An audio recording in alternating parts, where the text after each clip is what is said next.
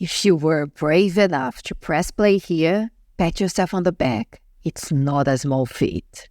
If you want something else in your life, it is good that you're here declaring to yourself you want to create a space for something new. It is difficult, isn't it? When you have a set identity and suddenly you have to convince everyone that you want to be something else, and no, you haven't gone bonkers.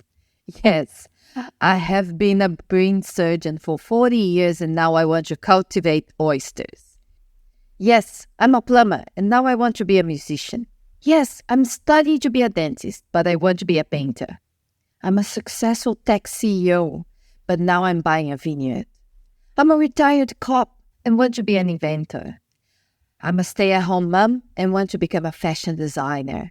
I'm a corporate administrator but want to be a writer and dance philosopher. And boom, the voices instantly become black sheep among family and friends, and it is so difficult to say what you really want to do. So you start saying it just a little bit in small phrases and tiny parts of your desire. You want to learn to play an instrument, to paint as a hobby. You tell you're going to a wine tasting or say you dabble in investments. You tell friends you play a bit in designing clothes, that sort of thing, minimizing your efforts. Welcome to Creative Space Mastery Podcast, the show about how to establish a framework to get your creative practice going, bringing in consistent creative productivity. I'm Tanya Crivelenti, an author who has been on the storytelling path for 20 years now, in joy and in chaos, and I'm able to be productive every week. I invite artists and all types of creators out there to hear about a practical process, metaphors, and examples in order to achieve creative space mastery. From our last episode, creative space is something you can establish right now with whatever time you can give it, involving all activities relating to your art. It is recurring, contractual, it is an imperfect process, and it is a protected space for inspiration to come through the middle. Last time, we discussed about setting a time when you could create. Now, we will talk about the true desire of what you want to create and how to declare this true desire.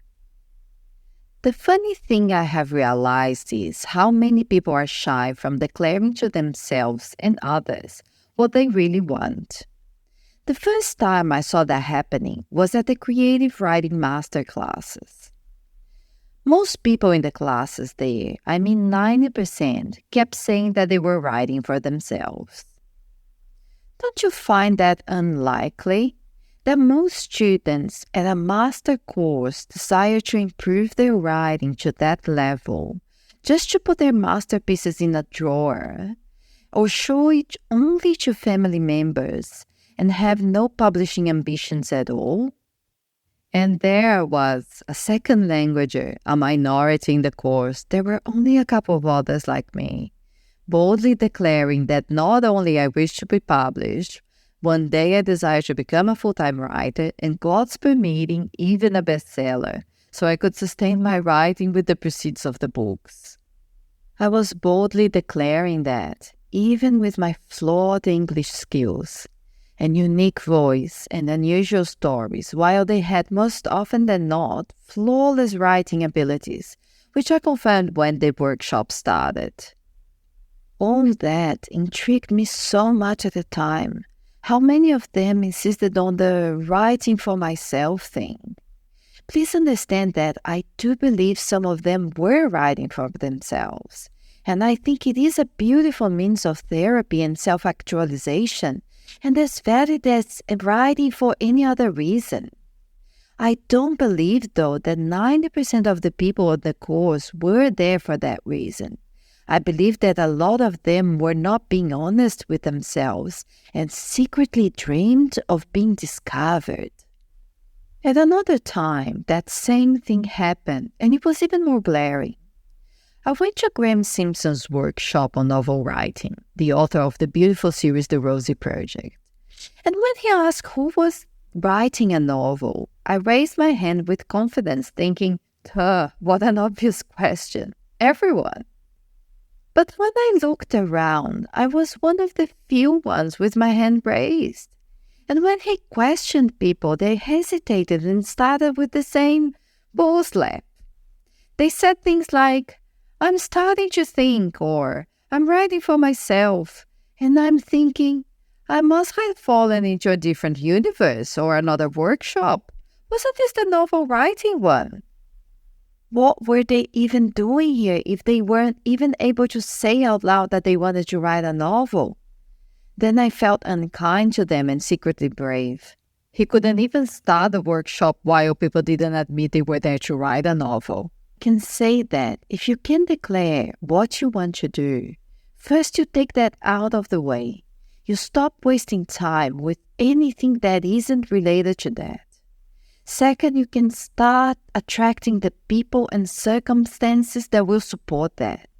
If you are in a workshop about novel writing, you declare it and you can start the work, no hesitation. If you're still thinking about it, you can't start. Do you understand? If there are people around you who will resist or not support you, so be it. Not declaring it won't make it any easier. From the moment you say what you want to do, the work of teaching others to respect it can start. Before you say it clearly, it can't even begin.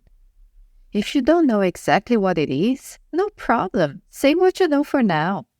For example, I want to become some sort of artist or inventor or an entrepreneur. And I'm taking 3 hours per week on a Friday morning to dedicate to this. That will be my time to figure this out. And during this time, I want to be left in creative peace. The rest, you can figure out later.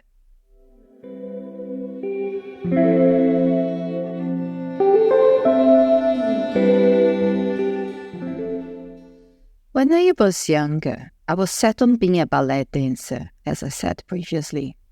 Back then, I used to say I would write a book when I retired. When I was a child, I sold poems to my grandfather, which I never delivered because poetry isn't really my thing. Instead, I wrote prose, many stories all my life from a very young age.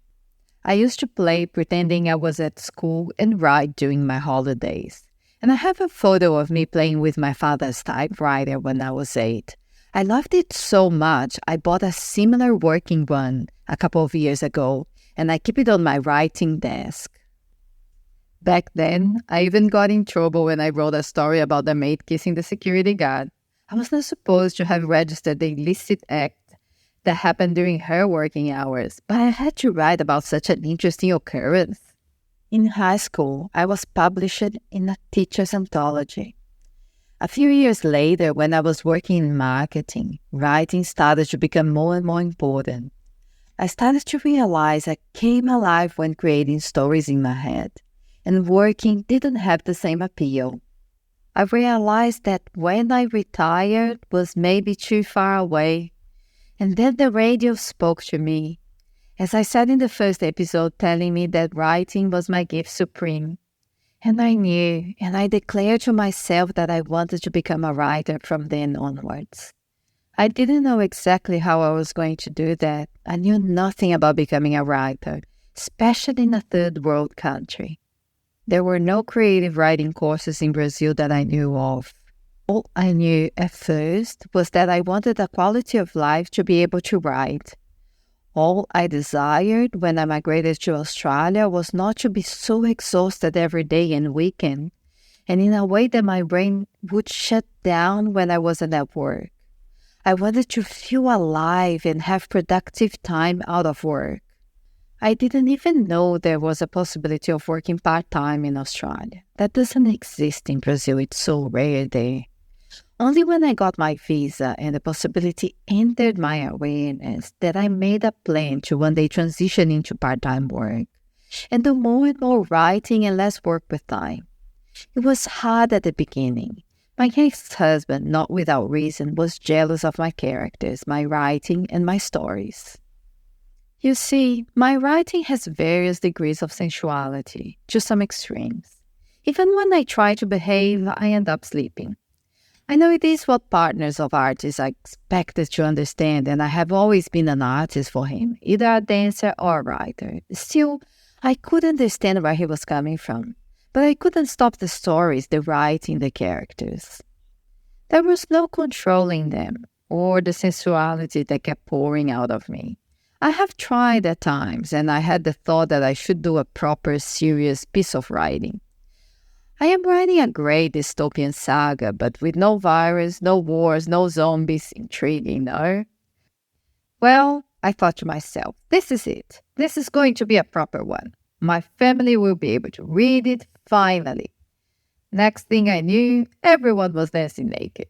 The stories come alive for me through sexual energy. I can't deny that part of myself. If I do, I kill the brightness of the writing. Even when I'm writing a shopping list, I start with tomatoes, lettuce, pumpkin, and I end up in eggplant, strawberries, and zucchini.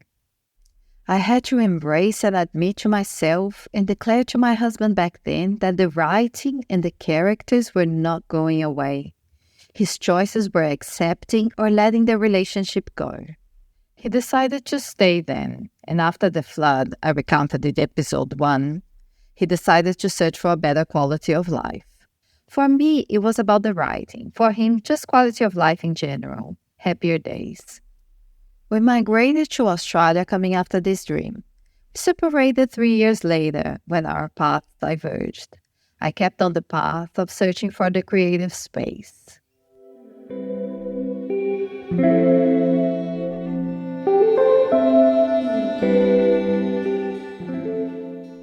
For you, this is today's point to meditate about. Knowing and declaring out loud what you want to do is empowering and freeing. Do it, at least for yourself. If you're not sure where to start, look back. Look at your childhood stories. What was it that you were always doing? What made you happy as a child that you said you would do when you grew up? What were the dreams that you suppressed? Did you love playing with mini teapots? I have a friend having a ball decorating tables at the moment. What is it that you can't stop talking about when you start? Pay attention to what keeps you awake at the end of a party. For me, it's conversation about books, stories, etymology, or equally stories of someone's romances or love affairs. Is it a conversation about design, acting, music, science, trains, colors, food, feet, or chairs? What is it that's sexy to you?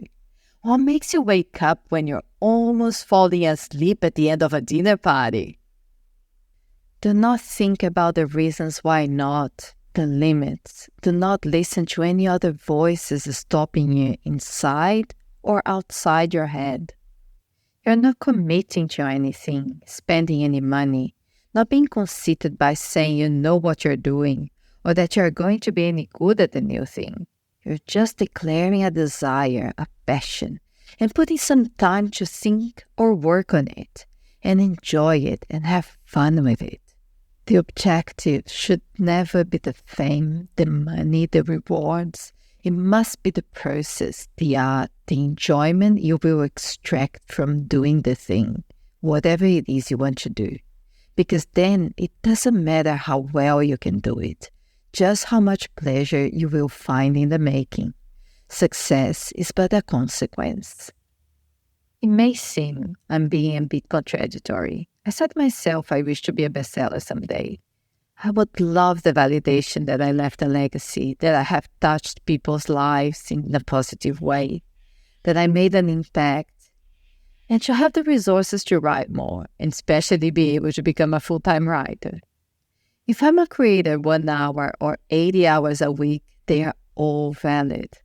My desire to create stories is independent of any success I have. I do it because I love it. I want to be published because I want to share what I have learned and because the stories want to be heard. If by 1 or 1 million people doesn't make a difference to me, as long as they are out there with the possibility of being heard. The goal is the sustainability of the art itself, the ability to keep creating. That is my desire for success. But if I have none whatsoever, I will still have loved every second I spent creating. It is no chore. It is a life well lived. Every sacrifice is worthy. When I was writing these words, I was in heaven. I was in a new place, a cafe, after visiting a rare book fair. I was filled with inspiration from seeing old books, such as the 4th edition of Darwin's The Origin of Species, and Picasso's signature on another book.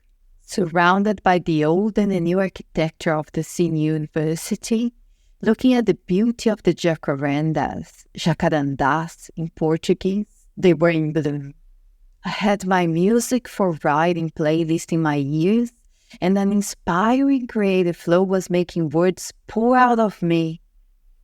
This is my heaven. I love this, love it. When I'm trying to calm myself for any reason and want to visualize bliss, this is the type of vision I imagine for me.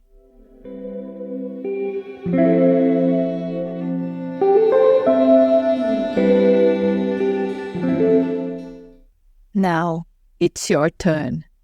What is your passion? What is your bliss? Where can you see yourself spending moments of pure, intense joy? What could you do right now? Last week, you set time to work on something. Did you put it in your calendar? Have you signed up for a course?